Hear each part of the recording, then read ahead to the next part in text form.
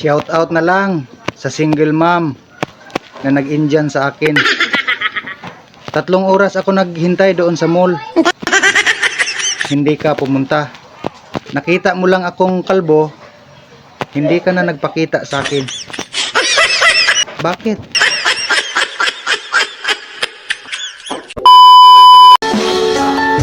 Oh, sa hindi pa nakakaalam dyan, ako ngayon alam ko na ang pera pala ay walang halaga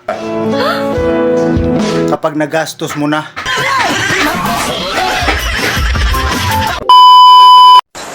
Han, buntis ako. Ha? Bakit ka buntis? Baog ako ah. Hindi pwede yan. Hindi ko pananagutan yan. Bahala ka. Huh. Sinabi ko lang naman na buntis ako. Hindi ko naman sinabi na sa'yo to.